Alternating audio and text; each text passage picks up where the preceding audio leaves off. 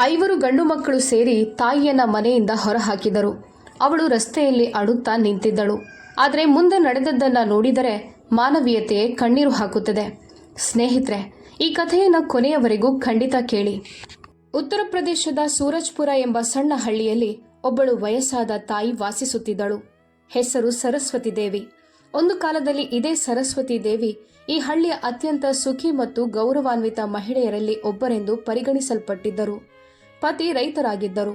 ಮನೆ ಚಿಕ್ಕದಾಗಿದ್ದರೂ ಪ್ರೀತಿ ಬಹಳ ದೊಡ್ಡದಾಗಿತ್ತು. ಅವರಿಗೆ ರವಿ, ಮೋಹನ್, ಸುರೇಶ್, ದೀಪಕ್ ಮತ್ತು ಕರಣ್ ಎಂಬ 5 ಮಕ್ಕಳಿದ್ದರು. ಸರಸ್ವತಿ ದೇವಿ ತನ್ನ ಇಡೀ ಜೀವನವನ್ನು ಮಕ್ಕಳನ್ನ ಸಾಕೋದ್ರಲ್ಲೇ ಕಳೆದಿದ್ದರು. ತಾನು ಹಸಿದಿದ್ದರೂ ಮಕ್ಕಳ ತಟ್ಟೆ ಎಂದಿಗೂ ಖಾಲಿಯಾಗಲು ಬಿಡುತ್ತಿರಲಿಲ್ಲ. ಮಳೆಗಾಲದಲ್ಲಿ ಚಾವಣಿ ಸೋರುತ್ತಿದ್ದರೆ ತಾನು ನೆನೆಯುತ್ತಿದ್ದಳು. ಆದರೆ ಮಕ್ಕಳಿಗೆ ಒಣಗಿದ ಜಾಗ ನೀಡುತ್ತಿದ್ದಳು. ಚಳಿಗಾಲದಲ್ಲಿ ತಾನು ಕಂಬಳಿ ಇಲ್ಲದೆ ಮಲಗುತ್ತಿದ್ದಳು. ಆದರೆ ಮಕ್ಕಳನ್ನ ಎದೆಗೆ ಅಪ್ಪಿಕೊಂಡು ಮಲಗಿಸುತ್ತಿದ್ದಳು. ಅವಳು ಆಗಾಗ ಹೇಳುತ್ತಿದ್ದಳು, ನನ್ನ ಮಕ್ಕಳೇ ನನ್ನ ನಿಜವಾದ ಆಸರೆ. ವೃದ್ಧಾಪ್ಯದಲ್ಲಿ ಇವರೇ ನನ್ನನ್ನು ನೋಡಿಕೊಳ್ಳುತ್ತಾರೆ ಎಂದು. ಕಾಲ ಕಳೆಯಿತು. ಮಕ್ಕಳು ದೊಡ್ಡವರಾದರು. ಓದಿ ಬರೆದು ನಗರಕ್ಕೆ ಹೋಗತೊಡಗಿದರು. ಒಬ್ಬೊಬ್ಬರಾಗಿ ಎಲ್ಲಾ ಮಕ್ಕಳು ನಗರದಲ್ಲಿ ನೆಲೆಸಿದರು ಮತ್ತು ಅಲ್ಲೇ ಅವರ ಮದುವೆಯೂ ಆಯಿತು. ಆರಂಭದಲ್ಲಿ ಎಲ್ಲವೂ ಚೆನ್ನಾಗಿತ್ತು. ಹಬ್ಬಗಳಲ್ಲಿ ಎಲ್ಲರೂ ಹಳ್ಳಿಗೆ ಬರುತ್ತಿದ್ದರು. ತಾಯಿಯ ಕೈಯಡುಗೆ ತಿನ್ನುತ್ತಿದ್ದರು. ನಗುತ್ತಾ ಮರಳುತ್ತಿದ್ದರು. ಆದರೆ ನಿಧಾನವಾಗಿ ಎಲ್ಲವೂ ಬದಲಾಗತೊಡಗಿತು. ಈಗ ಫೋನ್ ಕರೆಗಳು ಕಡಿಮೆಯಾದವು. ಒಂದು ವೇಳೆ ಕರೆ ಬಂದರೂ ಅದು ಕೇವಲ ಕೆಲಸದ ವಿಷಯಕ್ಕಷ್ಟೇ ಇರುತ್ತಿತ್ತು. ಅಮ್ಮ, ಹಣ ಕಳುಹಿಸು. ಅಮ್ಮ, ಜಮೀನಿನ ಕಾಗದ ಪತ್ರಗಳನ್ನು ಸಿದ್ಧಪಡಿಸಿಡು. ತಾಯಿ ಪ್ರತಿ ಬಾರಿಯೂ ಮುಗುಳ್ನಗುತ್ತಾ ಹೂ ಎನ್ನುತ್ತಿದ್ದರು. ಮಕ್ಕಳು ದೊಡ್ಡವರಾಗಿದ್ದಾರೆ. ಜವಾಬ್ದಾರಿಗಳು ಹೆಚ್ಚಾಗಿವೆ. ಅದಕ್ಕೆ ಬ್ಯುಸಿ ಇರ್ತಾರೆ ಎಂದು ಅವರಿಗೆ ಅನ್ನಿಸ್ತಿತ್ತು. ಆದರೆ ನಿಜವಾದ ಬದಲಾವಣೆ ಬಂದಿದ್ದು ಒಂದು ದಿನ 5 ಮಕ್ಕಳು ಇದ್ದಕ್ಕಿದ್ದಂತೆ ಹಳ್ಳಿಗೆ ಬಂದಾಗ. ಸರಸ್ವತಿ ದೇವಿಯ ಸಂತೋಷಕ್ಕೆ ಪಾರವೇ ಇರಲಿಲ್ಲ. ಇಂದು ನನ್ನ ಮಕ್ಕಳು ನನ್ನನ್ನು ತಮ್ಮ ಜೊತೆ ನಗರಕ್ಕೆ ಕರೆದೊಯ್ಯುತ್ತಾರೆ ಎಂದು ಅವರು ಭಾವಿಸಿದರು. ಅವರು ಬೇಗ ಬೇಗ ಅಡುಗೆ ಮಾಡಿದರು. ತನ್ನ ಕೈಯಾರೆ ಎಲ್ರಿಗೂ ಉಣಬಡಿಸಿದರು. ಆದರೆ ಮಕ್ಕಳ ಮುಖದಲ್ಲಿ ಮೊದಲಿದ್ದ ಆ ಮಮತೆ ಇರಲಿಲ್ಲ. ಊಟದ ನಂತರ ರವಿ ಮೆಲ್ಲಗೆ ಹೇಳಿದ, ಅಮ್ಮ, ಈಗ ನೀವು ಇಲ್ಲೂ ಒಬ್ಬರೇ ಹೇಗೆ ಇಡ್ತೀರಾ? ತಾಯಿ ನಗುತ್ತಾ ಹೇಳಿದರು, ನೀವೆಲ್ಲ ಇದ್ದೀರಲ್ಲ ಮಕ್ಕಳೇ, ಈಗ ನಾನು ಕೂಡ ನಿಮ್ಮ ಜೊತೆಗೆ ಬರುತ್ತೇನೆ. ಇದನ್ನು ಕೇಳುತ್ತಿದ್ದಂತೆ 5 ಮಕ್ಕಳು ಒಬ್ಬರಿಗೊಬ್ಬರು ಮುಖ ನೋಡಿಕೊಂಡರು.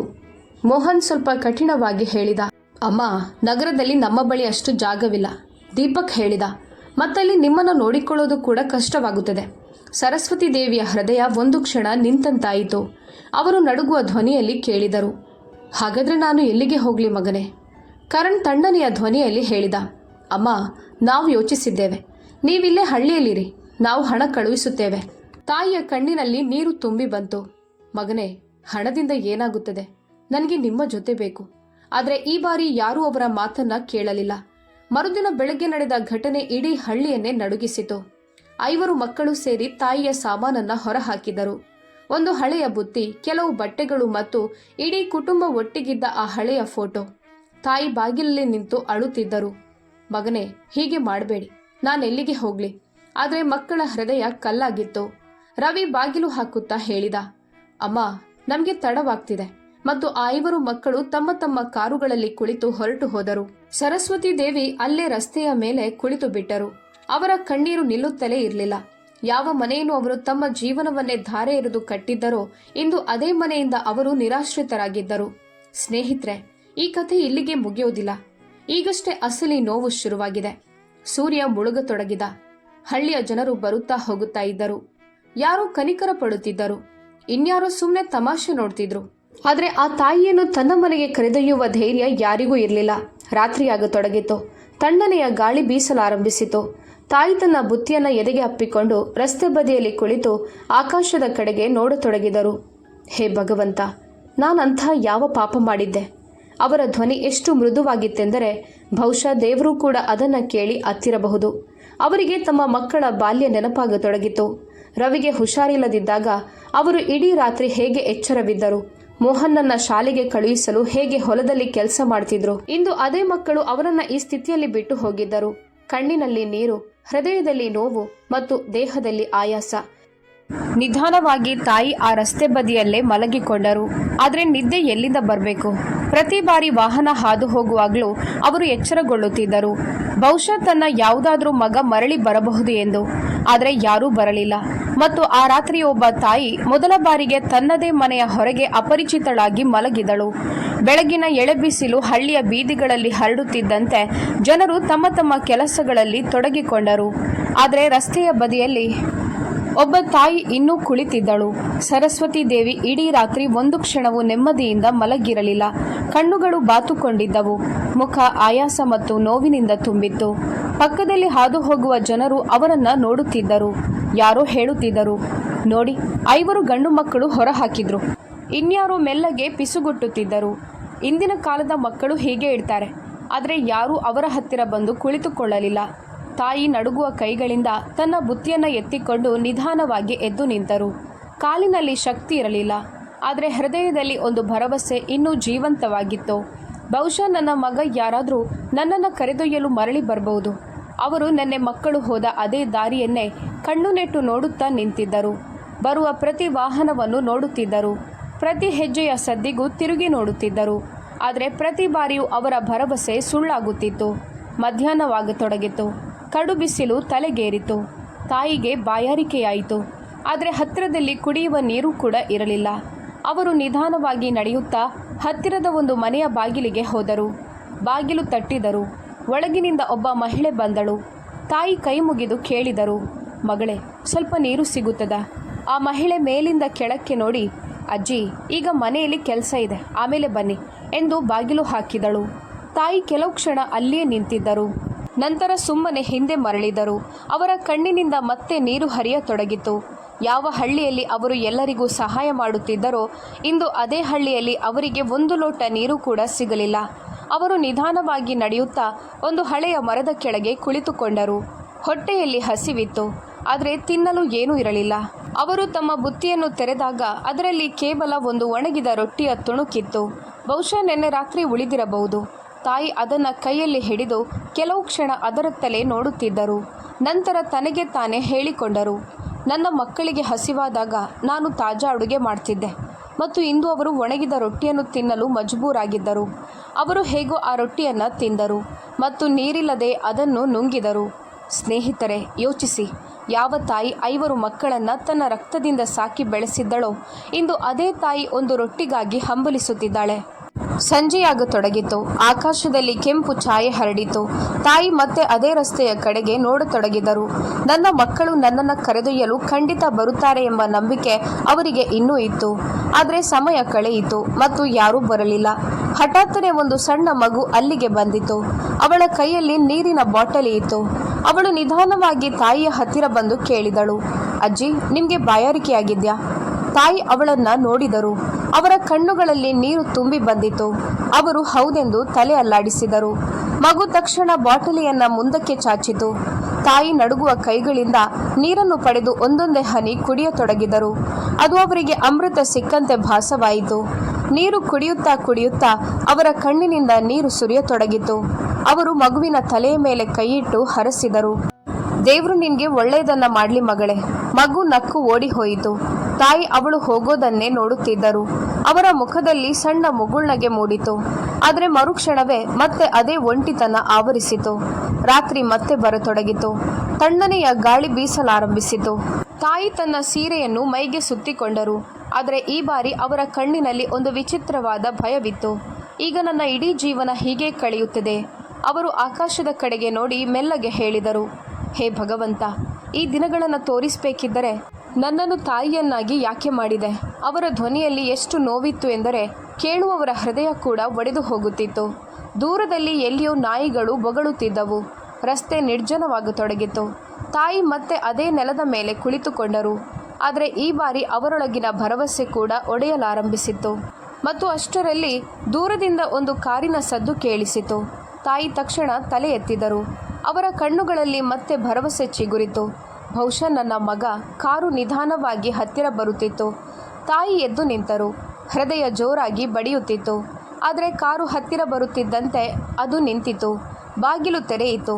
ಮತ್ತು ಹೊರಬಂದ ವ್ಯಕ್ತಿಯನ್ನು ನೋಡಿ ತಾಯಿಯ ಕಣ್ಣುಗಳು ಅಚ್ಚರಿಯಿಂದ ಅರಳಿದವು. ಕಾರು ನಿಧಾನವಾಗಿ ತಾಯಿಯ ಮುಂದೆ ಬಂದು ನಿಂತಿತು.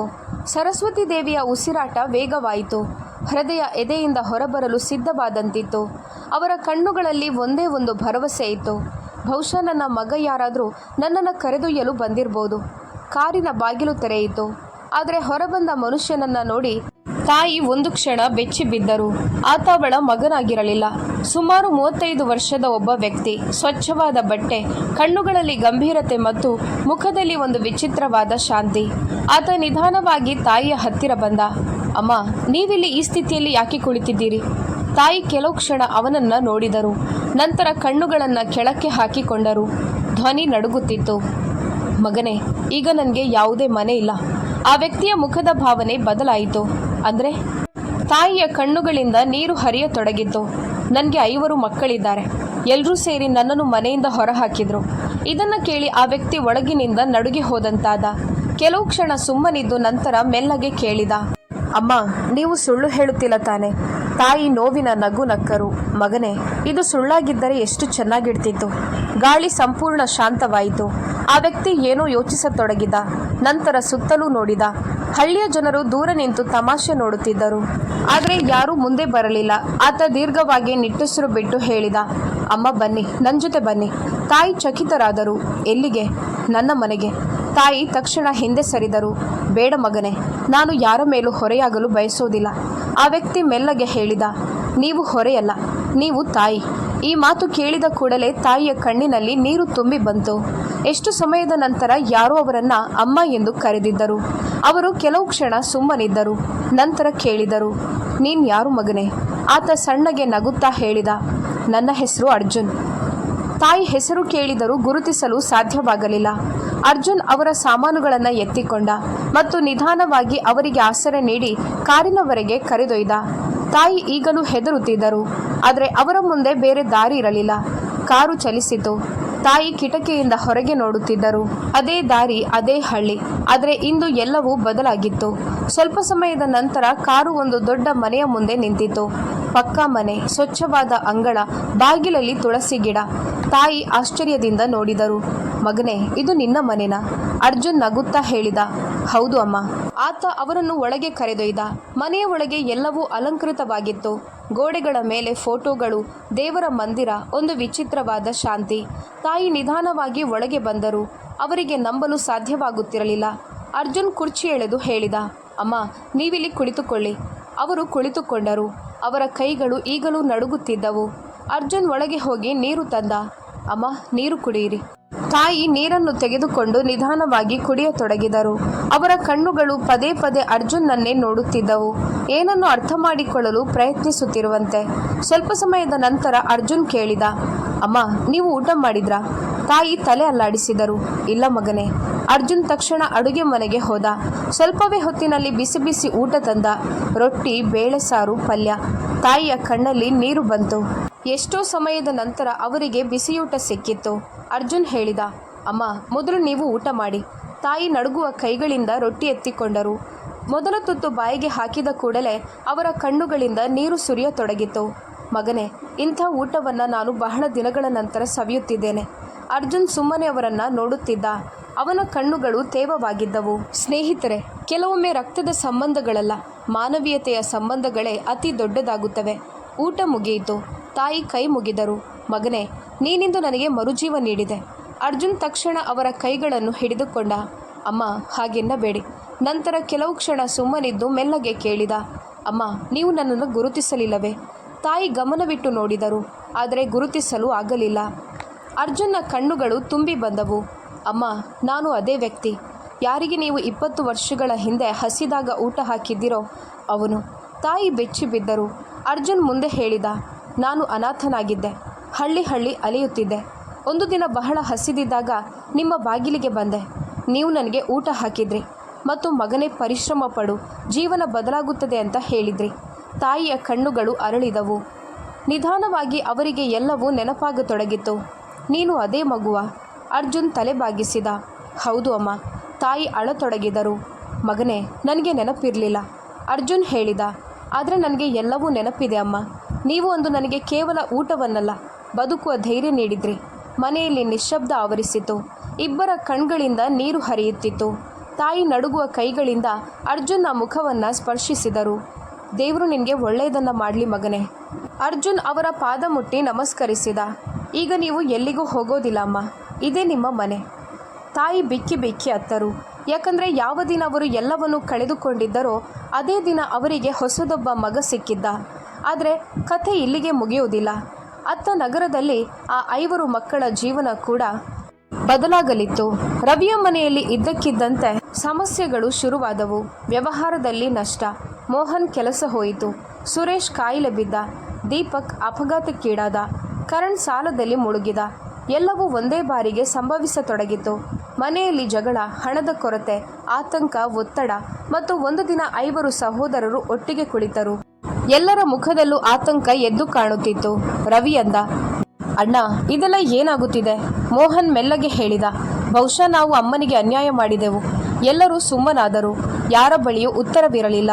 ನಿಧಾನವಾಗಿ ಅವರ ಹೃದಯದಲ್ಲಿ ಪಶ್ಚಾತ್ತಾಪ ಜಾಗೃತವಾಗತೊಡಗಿತು.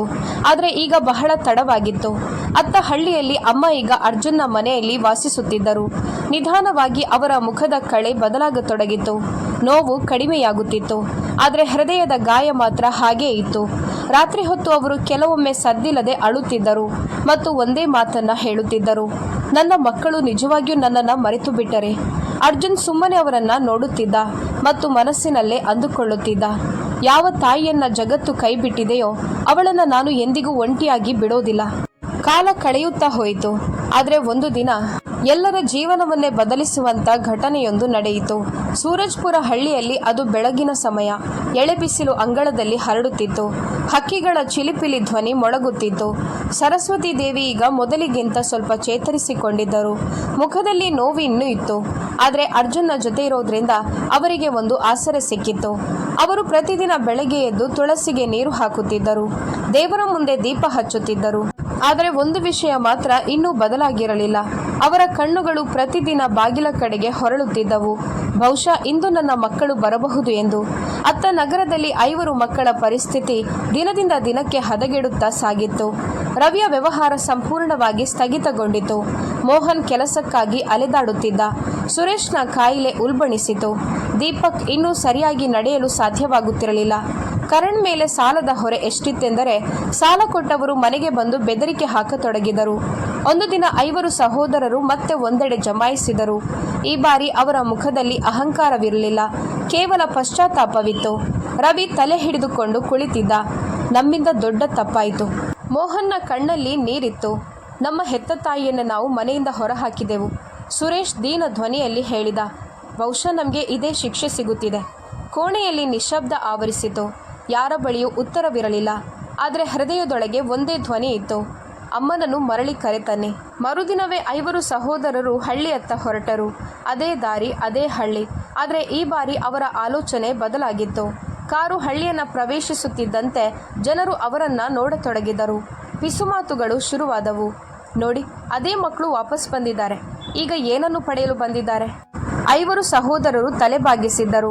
ಅವರ ಹೆಜ್ಜೆಗಳು ಭಾರವಾಗಿದ್ದವು. ಅವರು ನೇರವಾಗಿ ತಮ್ಮ ಹಳೆಯ ಮನೆಯ ಮುಂದೆ ಹೋದರು. ಬಾಗಿಲು ಮುಚ್ಚಿತ್ತು. ಅಂಗಳ ಬಿಕೋ ಎನ್ನುತ್ತಿತ್ತು. ಎಲ್ಲವೂ ಮೊದಲಿನಂತೆಯೇ ಇತ್ತು. ಆದರೆ ಅಮ್ಮ ಇರಲಿಲ್ಲ.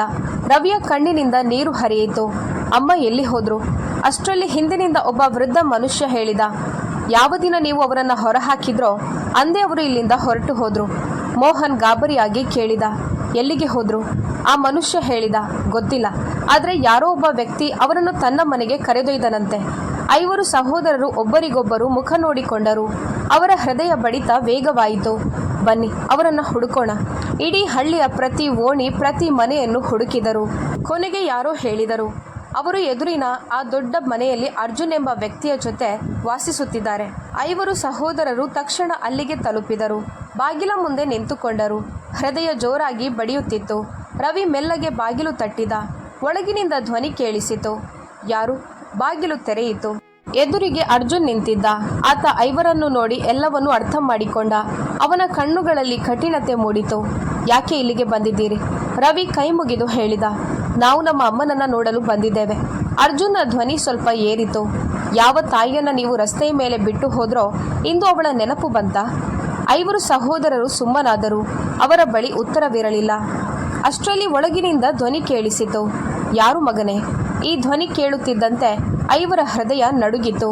ತಾಯಿ ಸರಸ್ವತಿ ದೇವಿ ನಿಧಾನವಾಗಿ ಹೊರಗೆ ಬಂದರು.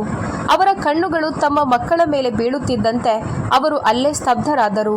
ಕಣ್ಣುಗಳು ತುಂಬಿ ಬಂದವು, ಕೈಗಳು ನಡುಗತೊಡಗಿದವು. ಕೆಲವು ಕ್ಷಣಗಳ ಕಾಲ ಸಮಯವೇ ನಿಂತು ಹೋದಂತೆ ಭಾಸವಾಯಿತು. 5 ಮಕ್ಕಳು ಒಟ್ಟಿಗೆ ಅವರ ಪಾದಗಳಿಗೆ ಬಿದ್ದರು. ಅಮ್ಮ, ನಮ್ಮನ್ನು ಕ್ಷಮಿಸಿ ಬಿಡು, ನಮ್ಮಿಂದ ದೊಡ್ಡ ತಪ್ಪಾಯಿತು. ಅಮ್ಮ, ನಮ್ಮನ್ನು ಬಿಟ್ಟು ಹೋಗಬೇಡ. ಅವರ ಧ್ವನಿಯಲ್ಲಿ ಈಗ ಅಹಂಕಾರವಿರಲಿಲ್ಲ, ಕೇವಲ ನೋವಿತ್ತು. ತಾಯಿಯ ಕಣ್ಣಿನಿಂದ ನೀರು ಹರಿಯತೊಡಗಿತು. ಅವರು ನಡುಗುವ ಕೈಗಳಿಂದ ಮಕ್ಕಳ ತಲೆಯ ಮೇಲೆ ಕೈ ಇಟ್ಟರು, ಆದರೆ ಏನೂ ಮಾತನಾಡಲಿಲ್ಲ. ಅರ್ಜುನ್ ಇದೆಲ್ಲವನ್ನೂ ನೋಡುತ್ತಿದ್ದ. ಅವನ ಮನಸ್ಸಿನಲ್ಲಿ ಕೋಪವೂ ಇತ್ತು, ನೋವೂ ಇತ್ತು. ಸ್ನೇಹಿತರೆ, ಜೀವನದಲ್ಲಿ ಕೆಲವು ನಿರ್ಧಾರಗಳು ಮನುಷ್ಯನನ್ನ ಒಳಗಿನಿಂದ ಕುಸಿಯುವಂತೆ ಮಾಡುತ್ತವೆ. ರವಿ ಅಳುತ್ತಾ ಹೇಳಿದ, ಅಮ್ಮ, ನಮ್ಮನ್ನು ಕ್ಷಮಿಸು, ನಾವು ನಿನ್ನನ್ನು ಕರೆದೊಯ್ಯಲು ಬಂದಿದ್ದೇವೆ. ತಾಯಿ ಮೆಲ್ಲಗೆ ಕೇಳಿದರು, ಈಗ ಯಾಕೆ? ಈ ಪ್ರಶ್ನೆ ಕೇಳಿ 5 ಮೌನವಾದರು.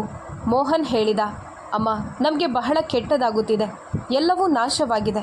ಅಮ್ಮನಿಗೆ ಎಲ್ಲವೂ ಅರ್ಥವಾಯಿತು. ಅವರು ದೀರ್ಘವಾಗಿ ನಿಟ್ಟುಸಿರು ಬಿಟ್ಟರು. ಹಾಗಾದರೆ ಈಗ ನಿನಗೆ ಅಮ್ಮ ನೆನಪಾದ್ಲಾ? ಅವರ ಧ್ವನಿಯಲ್ಲಿ ನೋವಿತ್ತು, ಆದರೆ ಕೋಪವಿರಲಿಲ್ಲ, ಕೇವಲ ಒಡೆದ ಹೃದಯವಿತ್ತು. ಕರಣ್ ಅಳುತ್ತಾ ಹೇಳಿದ, ಅಮ್ಮ, ನಾವು ನಿಜವಾಗಿಯೂ ಬದಲಾಗಿದ್ದೇವೆ, ನಮ್ಮ ತಪ್ಪಿನ ಅರಿವಾಗಿದೆ. ಅಮ್ಮ ಕೆಲವು ಕ್ಷಣ ಸುಮ್ಮನಿದ್ದರು. ನಂತರ ಹೇಳಿದರು, ನನಗೆ ನಿಮ್ಮ ಜೊತೆ ಬೇಕೆಂದು ನಾನು ಕೇಳಿದಾಗ ನೀವು ನನ್ನನ್ನು ಒಂಟಿಯಾಗಿ ಬಿಟ್ಟಿದ್ರಿ. ಇಂದು ನಿಮಗೆ ಆಸರೆ ಅಗತ್ಯವಿದ್ದಾಗ ಅಮ್ಮ ನೆನಪಾದ್ಲಾ?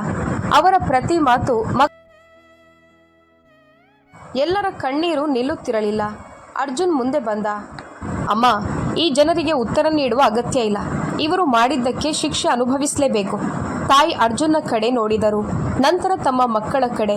ಅವರ ಕಣ್ಣಲ್ಲಿ ನೋವು ಮತ್ತು ಮಮತೆ ಎರಡೂ ಇತ್ತು. ಸ್ವಲ್ಪ ಸಮಯದ ನಂತರ ಅವರು ಮೆಲ್ಲಗೆ ಹೇಳಿದರು, ತಪ್ಪು ಮನುಷ್ಯನಿಂದಲೇ ಆಗುತ್ತದೆ ಮತ್ತು ತಾಯಿ ಯಾವಾಗಲೂ ಕ್ಷಮಿಸುತ್ತಾಳೆ.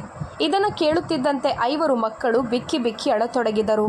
ಅಮ್ಮನ ಕಾಲುಗಳನ್ನು ಹಿಡಿದುಕೊಂಡರು. ಅಮ್ಮ, ನಮಗೆ ಒಂದು ಅವಕಾಶ ಕೊಡು. ಅಮ್ಮ ಅವರನ್ನು ಎಬ್ಬಿಸಿ ಅಪ್ಪಿಕೊಂಡರು. ಇಡೀ ವಾತಾವರಣ ಭಾವುಕವಾಯಿತು. ಹಳ್ಳಿಯ ಜನರು ಜಮಾಯಿಸಿದರು. ಎಲ್ಲರ ಕಣ್ಣಲ್ಲೂ ನೀರಿತ್ತು. ಆದರೆ ಅಷ್ಟರಲ್ಲಿ ಅಮ್ಮ ಒಂದು ನಿರ್ಧಾರ ಮಾಡಿದರು. ಅವರು ಹೇಳಿದರು, ನಾನು ನಿಮ್ಮ ಜೊತೆ ಬರೋದಿಲ್ಲ. ಎಲ್ಲರೂ ಚಕಿತರಾದರು. ರವಿ ಗಾಬರಿಯಾದ. ಯಾಕಮ್ಮ? ಅಮ್ಮ ಶಾಂತ ಧ್ವನಿಯಲ್ಲಿ ಹೇಳಿದರು, ಯಾಕಂದರೆ ಈಗ ನನ್ನ ಮನೆ ಇದೆ. ಅವರು ಅರ್ಜುನ ಕಡೆಗೆ ತೋರಿಸುತ್ತಾ ಹೇಳಿದರು, ನನ್ನವರೇ ನನ್ನನ್ನು ಕೈ ಬಿಟ್ಟಾಗ ಇವನು ನನಗೆ ಆಸರೆಯಾದ. ಈಗ ನಾನು ಇವನನ್ನು ಬಿಟ್ಟು ಹೋಗೋದಿಲ್ಲ. 5 ಮಕ್ಕಳು ಸುಮ್ಮನಾದರು. ಅವರಿಗೆ ತಮ್ಮ ತಪ್ಪಿನ ಅರಿವಾಗಿತ್ತು. ಅಮ್ಮ ಮುಂದುವರೆಸಿದರು, ಆದರೆ ನೀವು ನಿಜವಾಗಿಯೂ ಬದಲಾಗಿದ್ದರೆ ಇನ್ಯಾವ ತಾಯಿಗೂ ಹೀಗೆ ಮಾಡಬೇಡಿ ಮತ್ತು ಸಾಧ್ಯವಾದರೆ ಕಷ್ಟದಲ್ಲಿರುವವರಿಗೆ ಸಹಾಯ ಮಾಡಿ. ಅವರ ಮಾತು ಕೇಳಿ ಎಲ್ಲರ ಕಣ್ಣುಗಳು ತೇವವಾದವು. 5 ಮಕ್ಕಳು ತಲೆ ಬಾಗಿಸಿದರು. ನಾವು ಮಾತು ಕೊಡುತ್ತೇವೆ ಅಮ್ಮ. ಅವರು ಅಮ್ಮನ ಪಾದ ಮುಟ್ಟಿ ನಮಸ್ಕರಿಸಿ ಅಲ್ಲಿಂದ ನಿಧಾನವಾಗಿ ಹೊರಟರು. ಈ ಬಾರಿ ಅವರ ಹೆಜ್ಜೆಗಳು ಭಾರವಾಗಿದ್ದವು, ಆದರೆ ಹೃದಯ ಹಗುರವಾಗಿತ್ತು. ಯಾಕಂದರೆ ಅವರಿಗೆ ತಮ್ಮ ತಪ್ಪಿನ ಅರಿವಾಗಿತ್ತು. ಅಮ್ಮ ಅವರು ಹೋಗೋದನ್ನೇ ನೋಡುತ್ತಿದ್ದರು. ಕಣ್ಣಲ್ಲಿ ನೀರಿತ್ತು, ಆದರೆ ಆ ಕಣ್ಣೀರಿನಲ್ಲಿ ನೋವಿಗಿಂತ ನೆಮ್ಮದಿಯೇ ಹೆಚ್ಚಾಗಿತ್ತು. ಅರ್ಜುನ್ ಅವರ ಬಳಿ ಬಂದ. ಅಮ್ಮ, ನೀವು ಚೆನ್ನಾಗಿದ್ದೀರಾ? ಅಮ್ಮ ನಗುತ್ತಾ ಹೇಳಿದರು, ಹೌದು ಮಗನೇ, ಈಗ ನಾನು ಚೆನ್ನಾಗಿದ್ದೇನೆ. ಅವರು ಆಕಾಶದ ಕಡೆ ನೋಡಿ ಮೆಲ್ಲಗೆ ಹೇಳಿದರು, ಭಗವಂತ, ನೀನು ನನಗೆ ಎಲ್ಲವನ್ನೂ ಮರಳಿ ನೀಡಿದ್ಯಾ. ಮತ್ತು ನಿಜಕ್ಕೂ ಅಂದು ಕೇವಲ ಒಬ್ಬ ತಾಯಿ ಮಾತ್ರವಲ್ಲ, ಇಡೀ ಮಾನವೀಯತೆಯೇ ಕಣ್ಣೀರು ಹಾಕಿತು. ಸ್ನೇಹಿತರೆ, ಈ ಕಥೆ ನಿಮ್ಮ ಹೃದಯಕ್ಕೆ ಮುಟ್ಟಿದ್ದರೆ ಒಮ್ಮೆ ನಿಮ್ಮ ತಾಯಿಯನ್ನು ಖಂಡಿತ ಅಪ್ಪಿಕೊಳ್ಳಿ. ಇಂತಹದ್ದೇ ಹೃದಯ ಸ್ಪರ್ಶಿ ಕಥೆಗಳಿಗಾಗಿ ಮನದ ಮಾತು ಚಾನೆಲ್ ಸಬ್ಸ್ಕ್ರೈಬ್ ಮಾಡಿ.